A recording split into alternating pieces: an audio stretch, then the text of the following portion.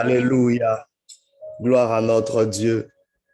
Je vous salue encore, chers amis, en cette matinée de percée où nous croyons que Dieu a une parole de vie, une parole de gloire pour nous. Et le thème ce matin n'est rien d'autre que tu es une pierre vivante. Tu es une pierre vivante. Pour ce, nous lisons 1 Pierre chapitre 2, versets 4 à 7. La Bible dit ceci. Approchez-vous de lui, pierre vivante, rejetée par les hommes, mais choisie et précieuse devant Dieu. Et vous-même, comme des pierres vivantes, édifiez-vous pour former une maison spirituelle, un saint sacerdoce, afin d'offrir des victimes spirituelles agréables à Dieu par Jésus-Christ. Car il est dit dans l'Écriture, voici, je mets en Sion une pierre angulaire, choisie, précieuse, et celui qui croit en elle ne sera point confus. L'honneur est donc pour vous qui y croyez, mais pour les incrédules, la pierre qu'ont rejeté ceux qui bâtissaient est devenue la principale de l'angle, et une pierre d'achoppement et un rocher de scandale. Tu es une pierre vivante. J'aimerais que tu te le dises en ces moments où beaucoup se sentent ballottés à gauche, à droite. J'aimerais te dire que ta valeur ne dépend pas de tes circonstances, ta valeur ne dépend pas de tes performances, ta valeur ne dépend pas de qui t'a accepté ou qui t'a rejeté. J'aimerais dire que ta valeur est au-dessus et au-delà de toutes ces choses que tu peux rencontrer, car ta valeur a déjà été déterminée avant même que tu sois manifesté sur cette terre. Et j'aimerais dire à quelqu'un, oh, Dieu est sur le point de manifester ton utilité. Oh, c'est pas parce que tu t'es pas trouvé utile ou les gens ne t'ont pas trouvé utile que tu n'as pas une utilité. Oh my God, si tu existes, c'est parce que tu es utile. Oh, si tu es utile à quelque chose, c'est parce que tu as une valeur déjà, oh, intrinsèque au-dedans de toi. J'aimerais te dire, tu es une pierre vivante. Et quand on utilise cette description, une pierre vivante, on voit tous les paradoxes. Comment est-ce que quelque chose qui est inanimé, comment quelque chose qui est dur peut apporter la vie. Oh, j'aimerais te dire aujourd'hui, une pierre, c'est quelque chose sur lequel on peut marcher, qu'on peut ignorer, qui ne bouge pas, qui ne fait pas de bruit. Mais une pierre, oh my God, constitue un matériel, oh my God, de construction. Tu es une pierre vivante parce qu'avec toi, Dieu peut bâtir quelque chose. Avec toi, Dieu peut bâtir une communauté. Avec toi, Dieu peut bâtir une génération. Avec toi, Dieu peut rebâtir ce qui a été construit. Tu es une pierre vivante car il y a une restauration cachée derrière la valeur dans ta vie. Nous lisons ce texte où on voit que l'apôtre Pierre est en train d'exhorter le peuple de Dieu en disant approchez-vous. C'est un appel d'abord. Amen. C'est très important pour nous de comprendre que il faut, oh my God, une proximité. Je ne sais pas de quoi tu es en train de t'approcher. Tu t'es peut-être approché de cette année avec beaucoup d'anxiété. Tu t'es peut-être approché de cette saison avec beaucoup de scepticisme. Je ne sais pas, peut-être tu t'es approché d'une relation quelconque ou d'une opportunité où tu ne sais pas parce que tu es affecté par tout ce que tu as déjà vécu. J'aimerais te dire, aujourd'hui, approche-toi malgré tout ce que tu as vécu. C'est un risque, mais approche-toi parce que tu sais qui tu es. Approche-toi parce que tu as soif de découvrir qui tu es. Tu es une pierre vivante. Oh, si tu ne sais pas, tu ne le sais pas, tu es sur le point de le découvrir. Oh, tu es sur le point de découvrir comment tu peux devenir cette pierre vivante. Tu dis, oh, peut-être il y a quelqu'un qui est en train de dire, à travers moi, plusieurs choses ont été détruites. Mon foyer a été détruit par mes erreurs. Oh, je ne sais pas, mes enfants peut-être étaient détruits par moi ou la vie de mon frère, de ma sœur. Je ne sais pas, tu es peut-être quelqu'un qui a abusé quelqu'un d'autre et tu te sens coupable aujourd'hui. J'aimerais te dire, tu es une pierre vivante, pas pour excuser les torts que tu as commis, mais simplement pour dire à travers toi, Dieu peut restaurer quelque chose. Dieu peut restaurer une vie. Dieu peut rebâtir quelque chose. Oh, j'aimerais te dire, aujourd'hui, tu te sens peut-être dur. Je parle à quelqu'un qui a le cœur endurci par le rejet, endurci par la méchanceté des hommes, endurci par ce que tu as vécu. Mais j'aimerais te dire, au-delà de cet endurcissement, il y a quelque chose qui peut solidifier un édifice, qui peut solidifier quelque chose que Dieu est en train de bâtir. Alors l'apôtre Pierre est en train de nous dire, approchez-vous de lui. Approchez-vous de lui. Qui est celui-là? C'est le Seigneur Jésus. Approchez-vous de lui et il s'approchera de vous.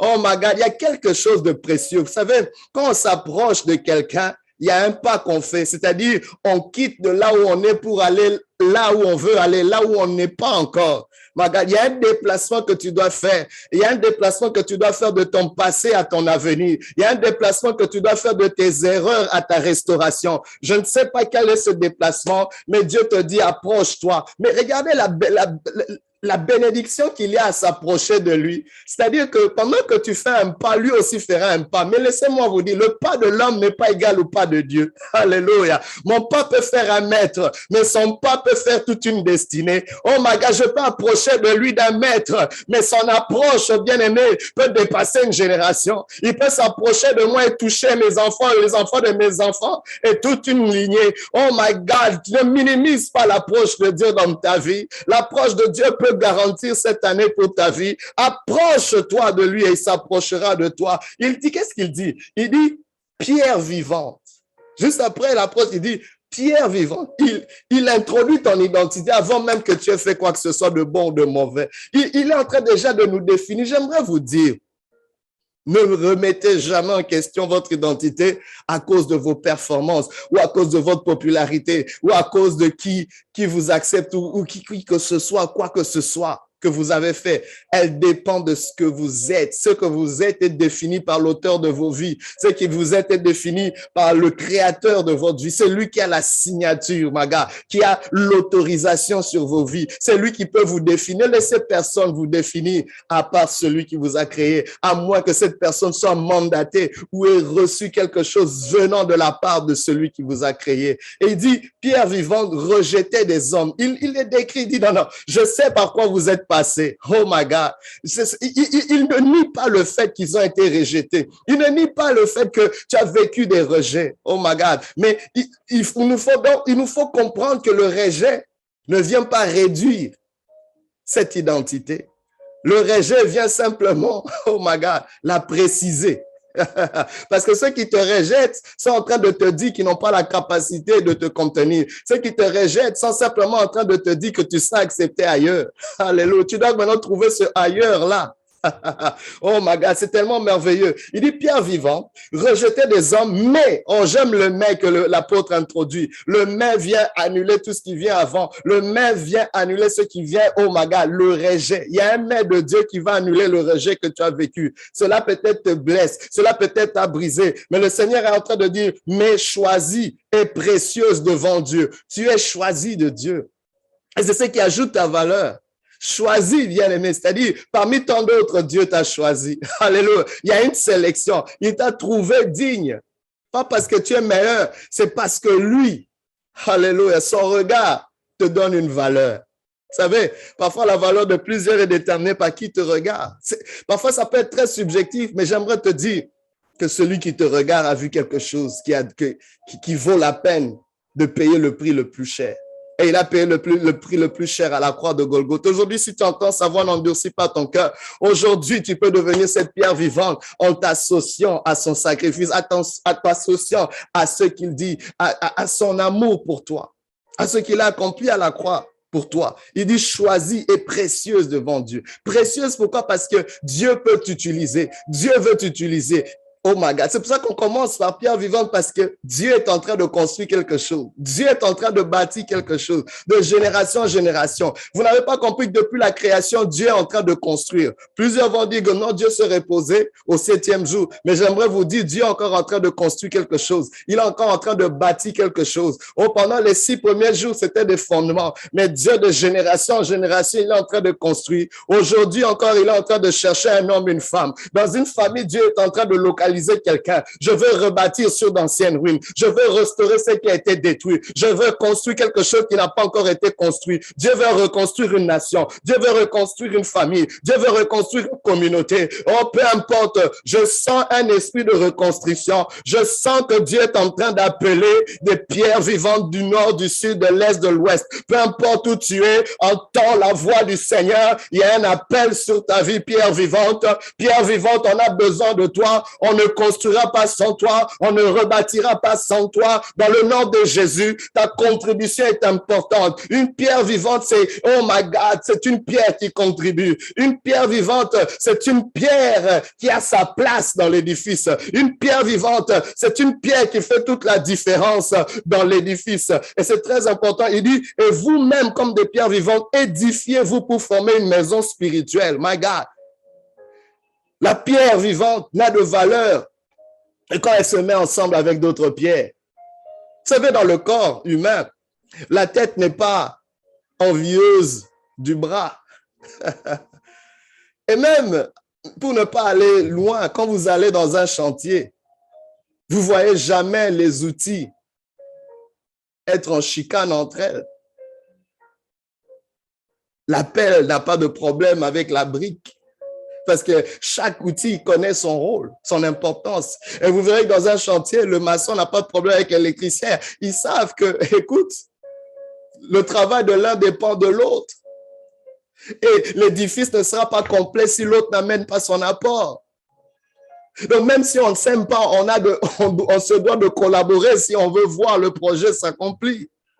Je pense que c'est le moment pour nous de passer au-delà de nos différences, de passer au-delà des choses qui nous divisent et de nous concentrer sur ce qui nous unit. Il y a un édifice à bâtir, il y a une maison spirituelle. Oh my God, j'aimerais te dire, la maison que tu bâtis va soutenir ta maison. Cette maison, c'est une maison spirituelle, c'est une communion avec Dieu, c'est une intimité avec Dieu. Pierre vivante, c'est parce que tu dois bâtir une intimité avec Dieu qui va construire ta vie. My God, j'aimerais te dire, ce qu'on ne voit pas soutient ce qu'on voit. My God, tout trône est toujours soutenu par un sacerdoce, par une prêtrise. C'est très important pour nous. Alors, si tu dois bâtir ta famille, si tu dois bâtir tes enfants, bâtir un projet, assure-toi qu'il y a un sacerdoce, assure-toi qu'il y a une intimité, assure-toi qu'il y a une connexion avec Dieu. C'est ça, cette prêtrise où on peut connecter avec Dieu, où représenter les hommes au devant de Dieu. Dieu est en train de nous dire que c'est très important. Nous sommes une maison spirituelle. Nous sommes des pierres vivantes qui doivent s'édifier elles-mêmes, qui doivent se mettre ensemble. On est choisi de Dieu. Oh my God. Et ce qui est merveilleux, c'est le Seigneur dit, c'est pour offrir des sacrifices. Quel sacrifice? La louange à notre Dieu. Quel sacrifice? Le service à notre Dieu. Quel sacrifice? Un sacrifice de consécration. Cette pierre vivante n'est utile que quand elle est consacrée, quand elle est mise à part pour une utilité spéciale. Elle est utile. Tu as de la valeur que quand tu es au service de ta communauté, au service du plus grand nombre. Tu t'es assez servi. Aujourd'hui, en cette année, est-ce que tu peux servir quelqu'un? Est-ce que tu peux servir une cause plus grande que toi? Aujourd'hui, bien-aimé, est-ce que tu peux commencer à payer ta dette? La plus grande dette qu'on a, c'est la louange. Une dette qu'on ne pourra jamais payer au total. Mais chaque fois que tu la payes, il y a quelque chose que Dieu ajoute davantage. Alléluia. Aujourd'hui, si tu entends sa voix, n'endurcis pas ton cœur et positionne-toi pour être cette pierre vivante. Que l'Éternel te visite, te bénisse. Mais à la croix, laissez-moi vous dire, il y a quelque chose qui s'est produit. Jésus-Christ est cette pierre. Alléluia. Qui a été rejetée de ceux qui, par les bâtisseurs. On a trouvé qu'elle était inutile. Mais c'est cette même pierre qui est devenue la principale de l'angle. C'est-à-dire, elle est devenue même le rocher, le point central de l'édifice. C'est en lui que nous sommes rebâtis. La pierre vivante que tu es n'a pas de valeur si elle n'est pas connectée à la pierre principale, à Jésus-Christ. Aujourd'hui, ne t'éloigne pas de lui, rapproche-toi de lui. Il y a une connexion aujourd'hui que tu peux saisir. Que l'Éternel te bénisse, qu'il te visite et qu'il te fasse vivante. Qu'il te dise bien, tu es une pierre vivante. Au nom de Jésus. Alléluia. Gloire à notre Dieu. Merci Seigneur. Alléluia. Que notre Dieu